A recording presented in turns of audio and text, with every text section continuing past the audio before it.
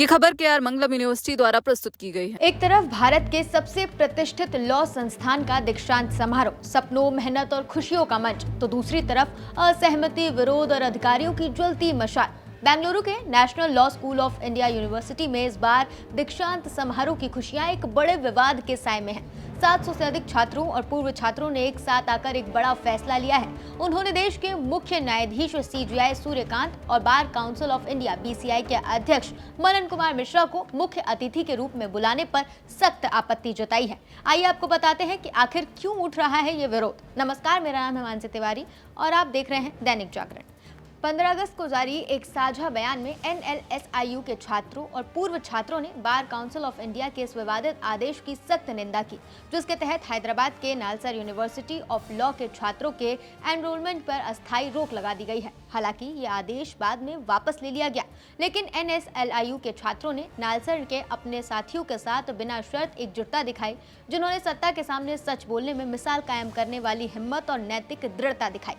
2026 के बैच के 165 ग्रेजुएट होने वाले छात्र, 409 वर्तमान विद्यार्थी और 128 पूर्व छात्रों ने दस्तखत करके ये कहा है कि भले ही BCI अपनी कार्रवाई बंद कर दे, लेकिन किसी वैधानिक संस्था द्वारा सरकारी यूनिवर्सिटी के छात्रों और शिक्षकों के खिलाफ असंवैधानिक और गैर कानूनी प्रक्रिया शुरू करना अपने आप में गंभीर विषय है। आदेश वापस लेने से BCI की जवाबदेही खत्म नहीं हो जाती, बल्कि ये तो उसकी मनमानी का सबूत है।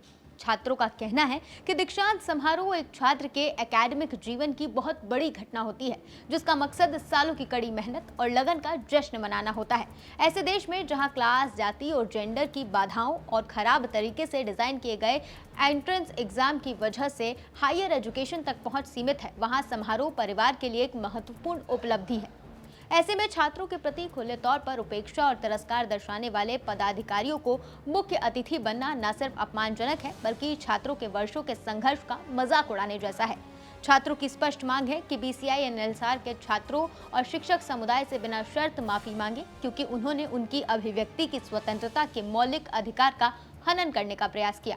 उनका मानना है कि BCI का ये कदम देश भर के छात्रों और आम नागरिकों की फ्री स्पीच पर बेहद नकारात्मक असर डालता है, असहमति जताने पर परिणाम भुगतने का गलत संदेश देता है। इसीलिए NLSIU के छात्रों ने BCI अध्यक्ष मनन कुमार मिश्रा और CJI सूर्यकांत के दीक्षांत समारोह में शामिल होने में अपनी गंभीर असहमति व्यक्त की है।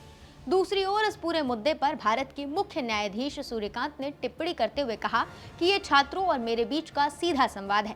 गौर करने वाली बात यह भी है कि CJI की अगुवाई वाली पीठ ने खुद BCI के उस आदेश पर कड़ी नाराजगी जताई थी।